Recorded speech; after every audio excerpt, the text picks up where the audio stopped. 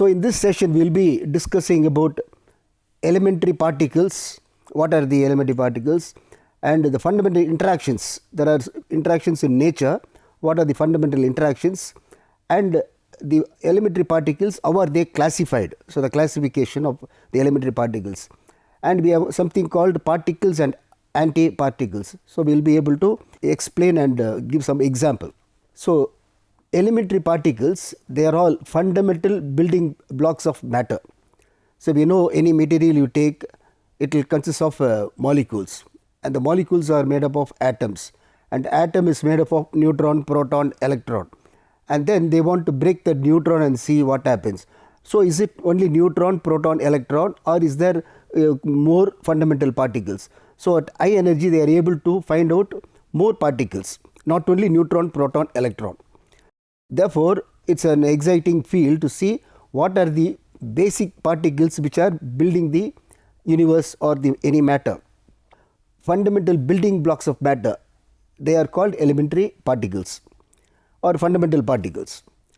So any matter is made up of molecules, and the molecules are made up of atoms, and then nuclei, and then we have got neutron, proton, electron observed.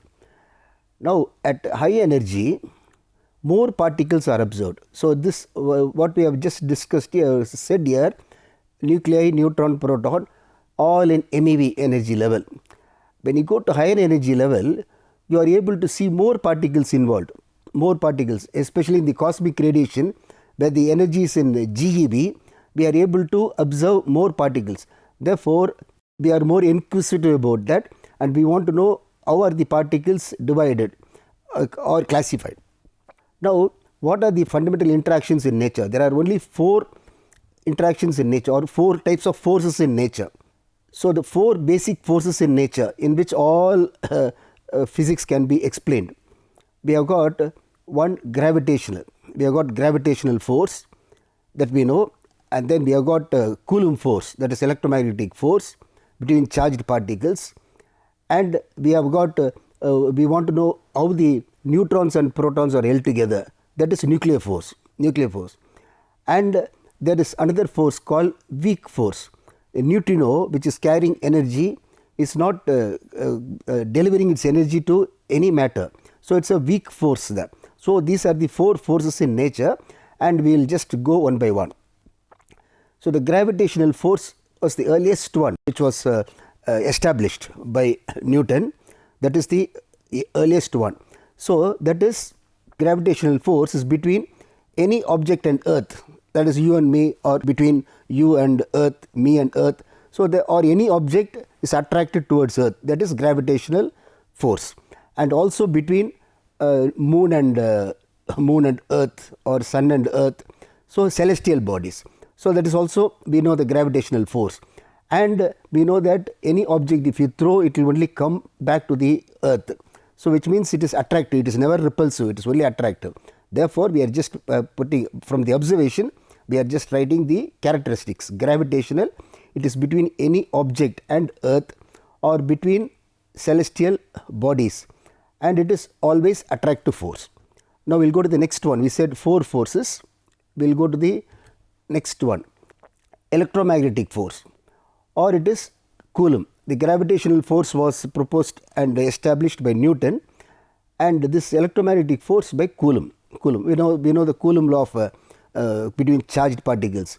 It can be attractive or repulsive. If 2 charges are identical, then they will repel. If it is opposite, they will get attracted. So that we know. Therefore, that observation we are just writing here. So it is between charged particles, and it can be attractive or repulsive depending on the charge. Plus and plus repulsive, minus and minus repulsive, or plus and minus attractive. These things we know. We are just giving the idea about what are the forces available in nature. These 2 forces are well established, gravitational and also the Coulomb force. Now we will come to the next one, which is not fully established, that is strong force, or it is a nuclear force. Say inside a nucleus we have got neutron, proton, all held together. Now neutron is chargeless, and proton is charged particle. They are held together. And even two protons are held together. All the protons are held together at a very short distance. So imagine at a short distance they are all put together. So far what we have discussed is the gravitational and the Coulomb force. Inside a nucleus, the two protons are so close, the Coulomb repulsion will be large, they will be thrown out, but yet they are bound together, which means that we are talking about the nuclear force must be attractive force. To attract proton and proton, it must be an attractive force, and it must be stronger than Coulomb force, because the Coulomb is trying to repel the two protons, but the nuclear force is putting them together. Inside a nucleus we have got many protons. They are all held together, which means there is a force which is stronger than Coulomb force, stronger than Coulomb. And also the all are held together, so it must be an attractive force. So this strong force is the force which is accounted representing the force between nucleons. We say generally nucleons, it can be between neutron or neutron proton or proton proton, all are held together. So nucleons are bound together, and therefore it is only attractive. So like gravitational, this is also attractive. Gravitational is only always attractive. Similarly, the nuclear force is always attractive, whereas the Coulomb force can be attractive or repulsive. Now the fourth force, weak force, that is experienced by neutrino. The force between neutrino and any matter. When you say weak force, when you say gravitational force, it is between two bigger objects. When you say electromagnetic force, Coulomb force, it is between two charged particles. When you say nuclear force, it is between nucleon, all the nucleons held together. So the force between nucleon. When you say weak force, it is between what?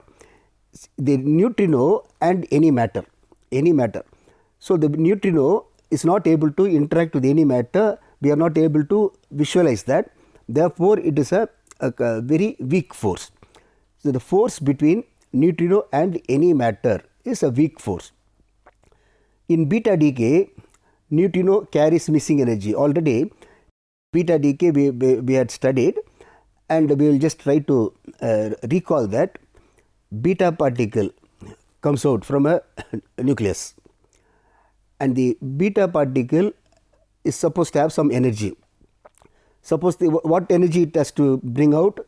The energy between the parent and daughter, the binding energy of the parent and daughter, the binding energy of parent and binding energy of the daughter. The difference will be the energy available for the beta particle to emerge. That will be the energy. Suppose the binding energy difference between the parent and daughter is, for example, it is 4 MeV. We expect 4 MeV. So the beta particle should come out with energy 4 MeV. But in beta decay, we observe only 2 MeV is available. Not only 1K, all the cases. Suppose the parent and daughter difference is 4 MeV, the beta particle comes out with energy half of that, 2 MeV.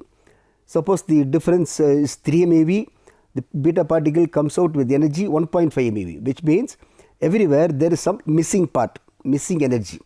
So the beta is able to carry only half of the energy, and according to Pauli's hypothesis, there is a particle neutrino which is accompanying beta particle.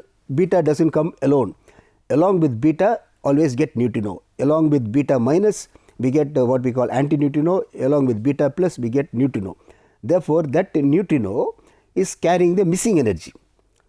Because 4 MeV is supposed to carry, beta is carrying 2 MeV, the neutrino is carrying 2 MeV. So that is the missing energy. We are not able to use that energy, missing energy. That neutrino carries the energy, but it is not delivering to any object. It comes out. If you have a detector, it is not able to detect. We are not able to detect the neutrino, which means it is not delivering the energy. It is not able to interact. Neutrino carries energy but no interaction. Therefore, we say it is a weak force. It is not able to deliver the energy. Therefore, the force between the neutrino particle and any matter is a weak one. Therefore, it is a weak force. Now, in order to find out, to detect the neutrino, the energy carried by the neutrino, neutrino has to be detected, we are not able to detect neutrino easily because of the weak interaction, weak force, very weak interaction. We have got that International Neutrino Observatory, INO, set up in Theni in Madurai district, and it is an international neutrino observatory, and there we are not producing any neutrino. So it is not going to give any harm to anyone. The neutrino observatory is only trying to detect the already existing neutrino. There are neutrinos coming from along with the cosmic radiation. We have got neutrinos coming. All other particles from the cosmic ray, the day we studied about cosmic ray, all other particles as they come, they interact with the atoms of the atmosphere, they give gamma and then E plus E minus, all that, they lose energy at the sea level when they come to sea level. But this neutrino that also comes along with the in the cosmic ray shower, that is not losing energy, that is just going deep into the earth, it is going, and it can also leave the earth and go the other side. Along the diameter it can travel and go. Therefore, they are set up a lab where it is down inside a tunnel, down, they are setting a detector for detecting the energy of the neutrino and the other characteristics of the neutrino. That is INO in Theni, and this aims to detect neutrino. So it goes to the under the earth, because here we have got so many other radiations like gamma and also visible light, all that distraction is there. Therefore, we won't be able to find out the energy of the neutrino. When you go underneath a large distance down, at a depth, we don't have any disturbance of the outside world. There, the energy of the neutrino will become available, it will become detectable. That is the aim. So, we have just said about the 4 types of forces. Now, we will just go further. More characteristics of these 4 forces: gravitational, electromagnetic, nuclear force and weak force. Like a tabular column we have just put up. So, the interaction or the forces are 4 types: gravitational, Coulomb, strong and weak, as we have just mentioned. For the gravitational, what is the form of force? F is equal to gmm by r squared. This is well established, even in school we have studied. This is Newton's law of gravitation. So, gmm by r squared, where g is gravitational constant and m is mass of one object, m is mass of the other object, and r is the distance between the 2 masses. And here the concept is, according to quantum field theory, any force, there is a particle involved in any force. So, in this gravitational force, this is the form of the force, and the particle involved is graviton. It is called graviton. Graviton is the particle involved. And what is the characteristic of that particle? It has got mass 0, m equal to 0, mass equal to 0. And when you come to Coulomb force, or that is electromagnetic force, there again the form is F is equal to Q1 Q2 by 4 pi epsilon 0 r squared. This is well established, and this is Coulomb's law. Coulomb's law. So, where Q1 and Q2 are the 2 charges, and 4 pi epsilon 0 is the constant, or epsilon 0 is the permittivity of free space, and r is the distance between the 2 charges we are talking about. Now, here this Q1 Q2, if it is both are plus, we get repulsive. If both are minus, we get repulsive. If it is plus and minus, we get attractive. That is why he said it can be attractive or repulsive depending on the charge of Q1 Q2. Whereas in the gravitational mass, there is no negative mass. So, we get always only attractive. This is force is always attractive. Now, here for the Coulomb force, the field particle is photon. Photon is the particle involved in electromagnetic radiation. See, we get radiation, electromagnetic radiation from sun. Light is coming, and it reaches earth, and there must be a particle which should carry the energy from sun to earth. That particle is photon. Photo is light. So, the photon is a particle which is responsible in carrying the energy from sun to earth or between any objects. So that is the field particle for Coulomb force or electromagnetic force. And here the particle photon mass is m equal to 0, mass is 0. Now we go to the strong force. The strong force is the nuclear force, we said. And here we have put a question mark because this force, the form of the force, is still not well established.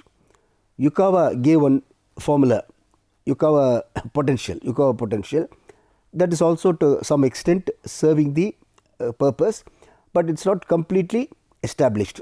So in that Yukawa potential, already we have derived also, we get one constant there. That constant is not yet derived.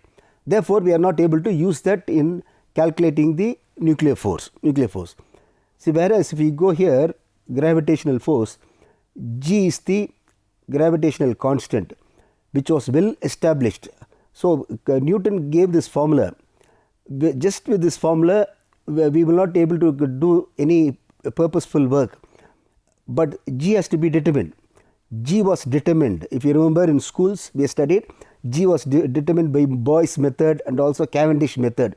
G was determined, and therefore it becomes useful, and we are able to use this formula for calculating the force between moon and earth and all other things.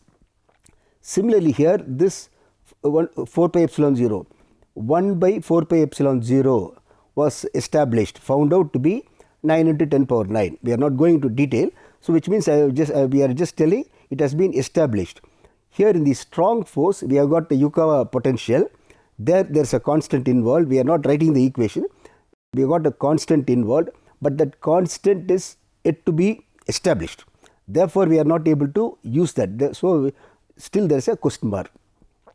And here the field particle is meson, and Yukawa gave this formula which we are not this Yukawa potential, and he proposed there must be a particle called meson which is responsible, field particle for a strong interaction, and the mass of that must be 140 MeV. That is, we are writing mass in terms of energy. Actually E equal to mc squared, so my energy by c squared will be mass. So we are writing in terms of MeV. So this particle Yukawa meson was only proposed by Yukawa, and later on this meson was discovered in cosmic radiation. Now it is established, m equal to 140. Now for the weak force, again it is not established, the form of force is not established, and the field particle is established. We get intermediate boson, W boson, it is called W boson, intermediate boson, and this is responsible for the weak force, and we get the mass 83 GeV. This is on theoretical, as Yukawa proposed this was proposed also, like 83 GeV, and this is the situation we have, and with this we will just go further. So the gravitational force as a form we have just now said, and the Coulomb force as a form, established form. See, the strong force has no form as set. The strong force is a nuclear force. The nuclear force has no form as set, and so we can just say strong force has no form as set, nuclear force has no form as set. So the strong force and nuclear force are same. So the nuclear force between neutron, proton and proton are same, and therefore it must be charge independent, because here neutron is chargeless, proton has got positive charge, but all the forces are same, which means it must be a charge independent force. It does not depend on charge. So another question which arose is, the gravitational force is also charge independent. So the gravitational force doesn't depend on charge, it depends only on the mass. Therefore people thought it could be gravitational force between neutron and proton. They are held together because of gravitational force. So they started calculating what is the force.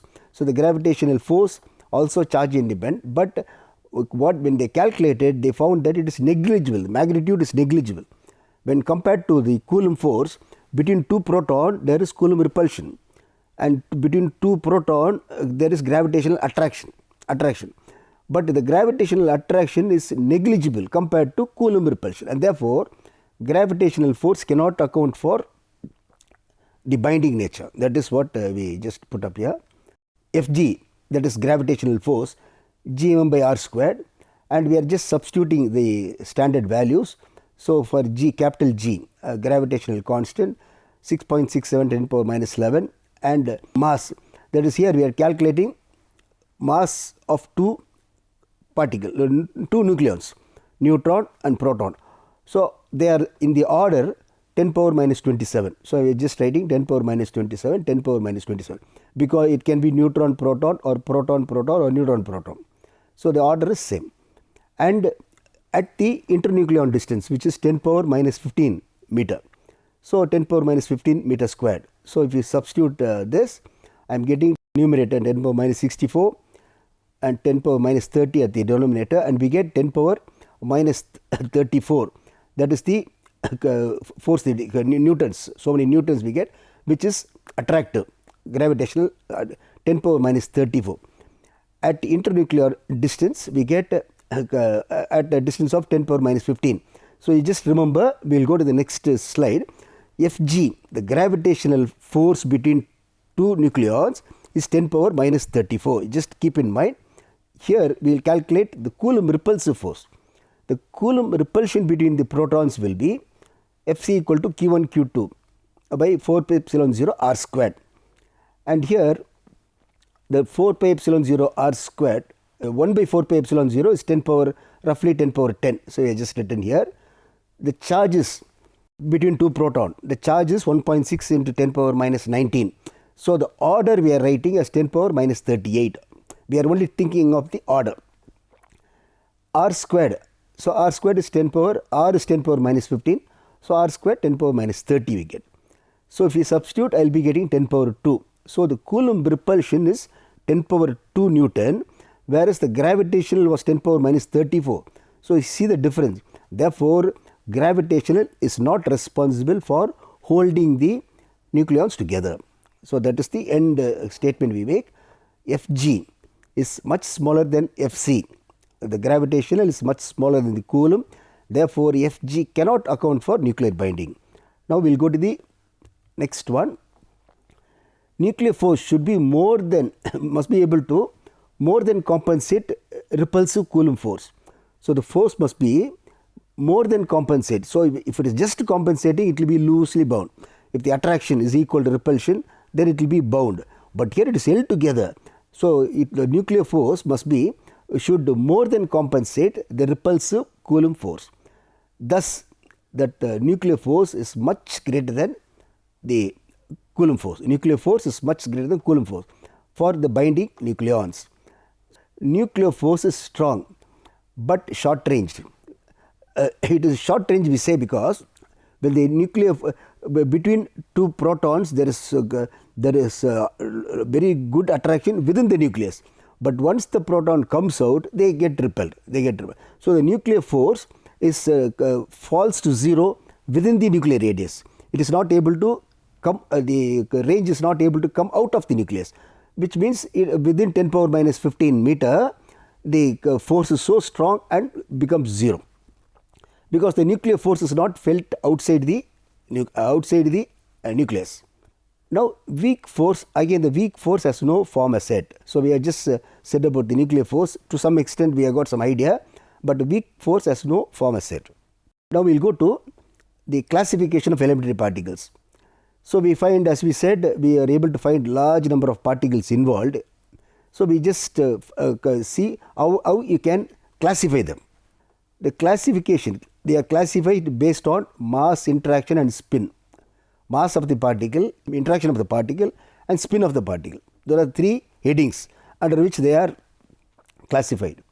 When you say mass, photons are massless.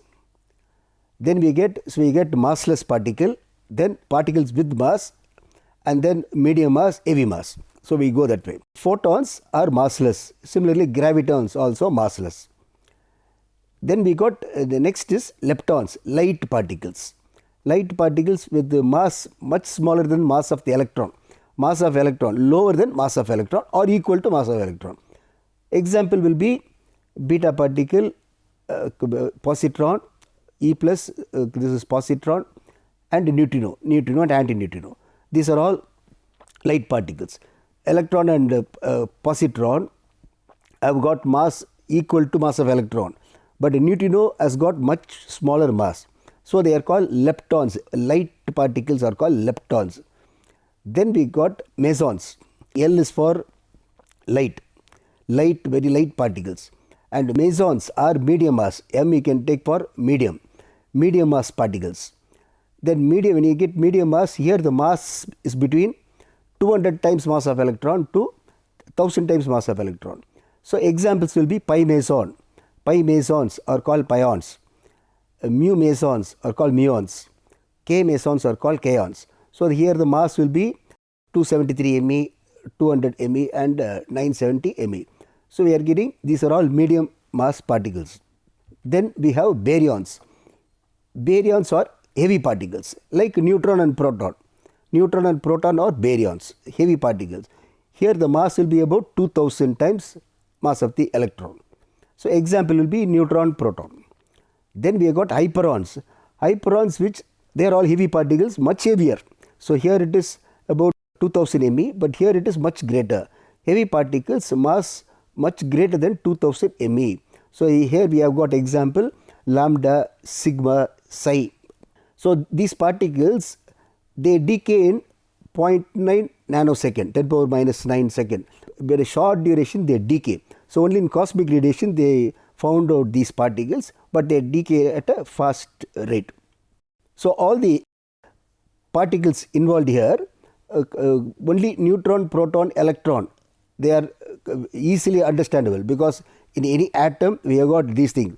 But these hyperons, they are all outcome of the studies in cosmic radiations. Now based on interaction, we said it can be classified based on interaction. Hadrons, hard, we can remember the word hard. Hadrons are involved in strong interactions, high energy. So H is for high energy. So they are called high energy particles, hadrons. That's what we have got in LHC, Large Hadron Collider. Hadron is high energy particle because in the hadron, in CERN experiment, the particles involved are going to GeV and more than that. We can talk about based on spin. Based on spin, they can be classified like bosons and fermions. Bosons are follow Bose-Einstein statistics, BE statistics. So here they will have integral value of spin, S equal to 0, 1, 2, 3. So integral value of spin. Example will be photon, graviton. Fermions have half odd integral spin. See, this is odd number 1, 3 odd number, 5 odd number. So half of the odd number. So 1 by 2, 3 by 2, 5 by 2, etc. So these are fermions, they obey Fermi-Dirac statistics. So here example will be neutron, proton, E plus, E minus. Now we will just say what are particles and antiparticles. Particles, see, E plus and E minus are particle and antiparticle. They come together and annihilate each other. The particles come together and vanish. So they are particle and antiparticle. So example will be E plus, E minus, vanish and they produce photon. Dirac proposed this positron, which is antiparticle of electron, and it was discovered in cosmic ray, and he got Nobel for this prediction. Antiparticle, they have mass, spin and half-life same, it will have same, but charge, magnetic moment will be opposite, and Tz is opposite. The Tz is nothing but spin, Z component of spin is opposite. They are called isospin particles, same particles of same spin. Neutron and proton, particles of same spin. Electron and positron, neutron, proton, it's not particle and antiparticle. I am just telling they are particles of same spin. Electron and positron will have same spin, T equal to half. If electron is taking plus half, positron will take minus half. So they will take opposite. So the production, they are produced in pairs and they annihilate in pairs. So these are the examples of the observed particles and antiparticles. So we have discussed the fundamental interactions in nature and the classification. So we made a mention of particles and antiparticles. And we have few questions for the day. Mention the field particle involved in each interaction. Classify the elementary particle in terms of mass, interaction and spin. What are particles and antiparticles? Give examples. Thank you.